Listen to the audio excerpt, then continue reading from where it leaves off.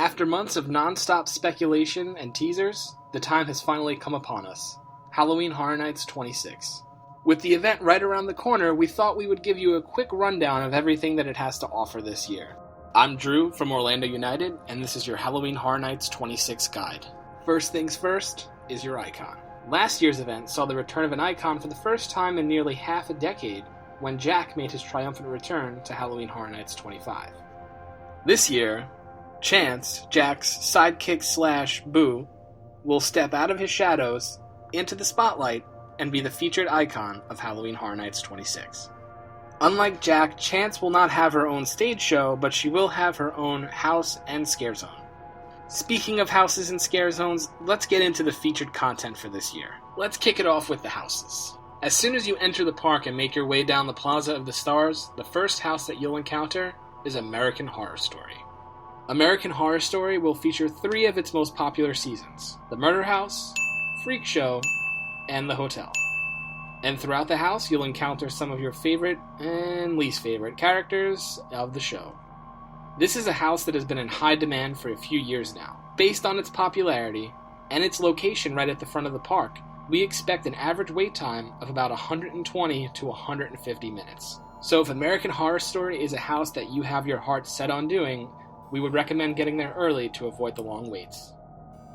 As you continue to head down the Plaza of the Stars towards New York, you'll encounter our next house, which is the Exorcist. The Exorcist entrance will be located on the left side of the Universal Music Plaza, kinda near the alley for Rip Ride Rockit. The Exorcist is one of the most popular horror IPs ever, so expect long waits. The house is sure to feature some really disgusting effects, and maybe some that will turn a few heads. Get it? Head turn. Based on the popularity of the property and its location in the front of the park, we're going to estimate an average wait time of about 60 to 90 minutes. The next house you'll encounter on your way to New York is Ghost Town, The Curse of Lightning Gulch. Ghost Town is dubbed a requel, as it's kind of a sequel but also a reboot of Ghost Town, which was a house in 2004. The entrance of the house is located on the right side of the Universal Music Plaza, near the construction for the Tonight Show with Jimmy Fallon attraction. The Western-themed maze is sure to be a hit with all of the Halloween Horror Nights fans. Due to its location between so many hot properties, I'm going to say that Ghost Town should have an estimated average wait of about 60 to 90 minutes. So let's make our way up to New York and knock out the final soundstage house, which is The Walking Dead. The entrance to the house will be right in front of the New York Library facade. For its 5th year at Halloween Horror Nights, The Walking Dead will be taking you down a trip down memory lane as you visit every single season of the show. Based on its popularity in years past, and its location on the left side of the park this year, we give an estimated average wait time of about 75 to 100 minutes for The Walking Dead. So now we're going to visit some kind of uncharted territory for Halloween Horror Nights. In years past, the attraction Disaster has had a haunted house in its extended queue building, but that is no longer available due to construction on Fast and Furious Supercharged. So Universal had to find a new location for a 9th house. Their solution was a sprung tent in the extended queue for Men in Black, which brings us to LUNATICS Playground 3D. The house will be centered around Chance and is supposed to feature some brand new 3D effects. This is where things get tricky though.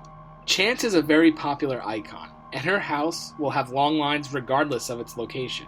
But this location feels like it's going to be the all-time traffic jam. So given its location right next to Bill and Ted and Texas Chainsaw Massacre, we're going to give an estimated average wait time of about 90 to 120 minutes. So now let's get to Texas Chainsaw Massacre. This house will be located in one of the sprung tents, with its entrance right next to Men in Black. Much like The Exorcist, Texas Chainsaw Massacre is a widely known property. There's probably nobody that's never heard of it.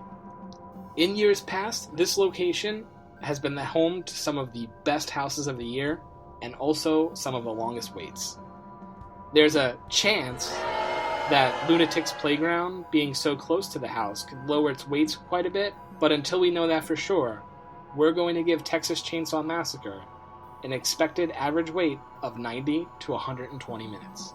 So next up on our list is the Tomb of the Ancients. This house will be located in one of the sprung tents, with its entrance being in Kid Zone near the Barney Show, which is always hilarious. This house has a really cool and appealing theme and offers something completely unique that you don't really experience at Halloween Horror Nights. Its location is a little out of the way, so there can be plenty of nights where the line for this one is not too bad. However, on an average night, I would give this one an estimated average wait time of about 60 to 90 minutes, probably on the low end. Located directly to the right of Tomb of the Ancients is Halloween, Hell Comes to Haddonfield. The entrance to this house will be right near E.T. This will be the second time that Michael Myers will be featured at Halloween Horror Nights in Orlando. In 2014, the original movie was featured in a house that was just absolutely outstanding on all levels. So naturally, what comes next? Halloween 2. The house will be based on the second film in the franchise, which featured Michael chasing Laurie through the Haddonfield Hospital. It will also feature the events leading up to that moment. When Halloween was featured in 2014, the lines were just out of this world. It was consistently 90 to 120 minutes at all times. Based on that, I'm going to give this house an estimated average wait time of about 75 to 120 minutes. And finally, our last house is Krampus. This house will be in the second theater of Shrek 4D. Last year, this location was home to Asylum in Wonderland 3D. We saw wait times with that house fluctuate, with extreme highs and extreme lows due to its close location to the Carnage Returns stage show. This year, the entrance has been shifted to Hollywood, right next to the Brown Derby hat shop.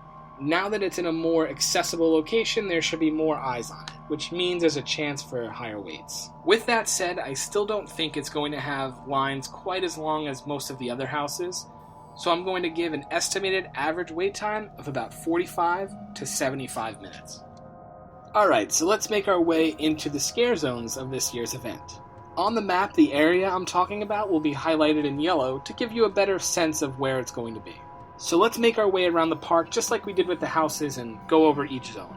The first zone will be A Chance in Hell. This zone will be located on the Plaza of the Stars between Shrek and Despicable Me. The zone features some stages, which is going to have some of Chance's cellmates basically trying to impress Chance. It sounds this zone is going to be a lot like last year's Horror Nights Icon Scare Zone, but just on a slightly smaller scale. New York will be home to the event's largest scare zone, which is Survive or Die. The general story here is survivors of an apocalypse trying to generate more air for, well, more survival. It'll probably be like Mad Max Fury Road meets Saws and Steam from a few years ago. The zone is setting up to have projectors all around, which might mean some cool effects on the buildings all around New York. Over in San Francisco is one of the more unique scare zones, Dead Man's Wharf.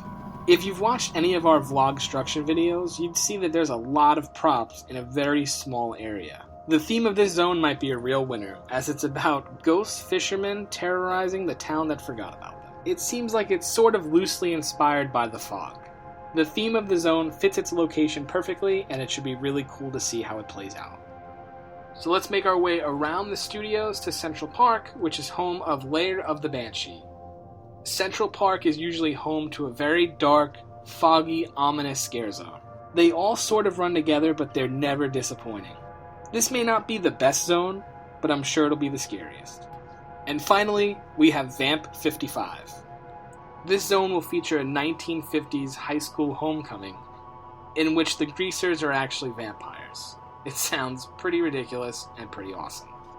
Not a lot of work has been done to this zone because of the high traffic area during the day for the Superstar Parade, so as of now there are no props to show you. Just these flags on the light poles. Check them out. They're flags. And how could we forget the two shows that are at Halloween Horror Nights this year? Bill and Ted are an absolute institution of Halloween Horror Nights. This is the 25th anniversary of the show at the event.